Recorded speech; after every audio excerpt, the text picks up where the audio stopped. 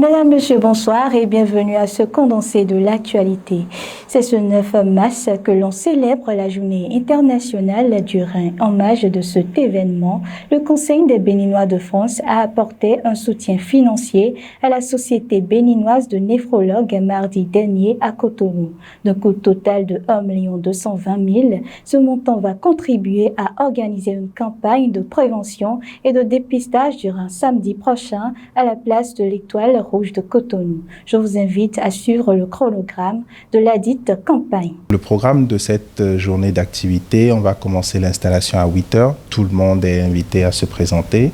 Il y aura un petit mot d'introduction du néphrologue, du président de la Société béninoise de néphrologie, un petit mot également du directeur départemental de la santé, du ministre de la Santé ou de son représentant.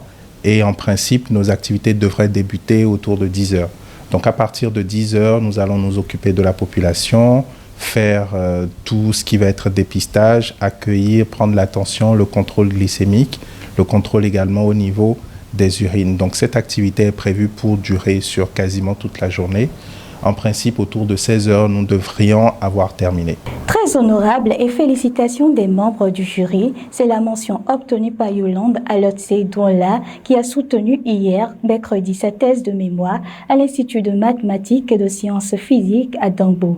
L'impétrante a travaillé sur les influences des types d'aérosols atmosphériques sur l'énergie solaire disponible au Cameroun. Suivons-la sur le choix de son thème de mémoire.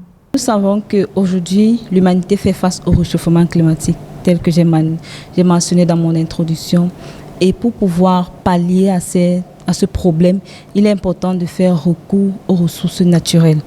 Or, nous sommes en Afrique, et qui parle d'Afrique parle de soleil. Donc, il est important de pouvoir trouver des moyens d'optimiser l'énergie renouvelable solaire que nous avons ici en abondance.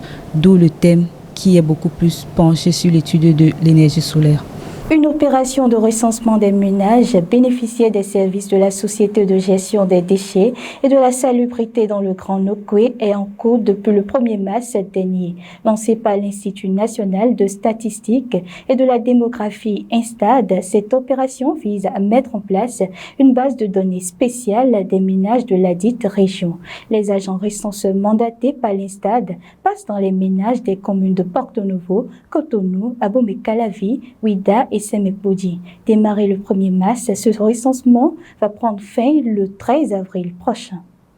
La Commission électorale du Nigeria a repoussé d'une semaine l'élection des gouverneurs et députés locaux initialement prévues se tenir samedi 11 mars prochain. Ces élections se tiendront finalement le 18 mars 2023. Selon la Commission électorale, ce report va permettre aux autorités électorales d'achever la reconfiguration des machines utilisées lors de la présidentielle. Ainsi se referme ce flash d'informations, mais avant, nous vous proposons d'écouter ce extrait de la chanson Misbehave de l'artiste R&B Ota.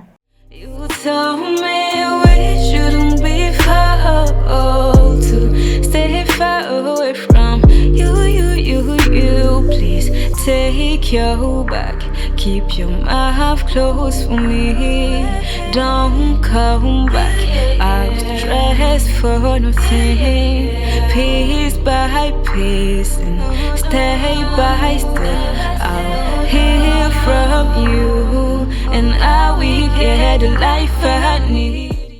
Vous pouvez également retrouver tout le clip sur YouTube et écouter le single sur les plateformes de streaming telles que Spotify, Apple Music, Amazon Music et bien d'autres. Agréable soirée à vous.